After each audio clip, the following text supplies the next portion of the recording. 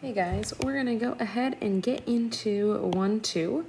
First off, what we need to cover are the volume formulas. So once again, you can find these on page A95 in the absolute far back of your book.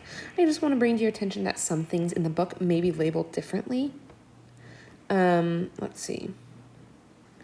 Yeah, the book does this one different. So there's a couple pieces that you'll just want to make sure that you're doing properly, and when you look at the labels of things, they're not too far off. Most of them don't move much and they are labeled, so you can figure those out. But make sure to get the volume formulas down, or know that you can flip to page A95 to utilize those, or take a photo of this, or keep this first slide up.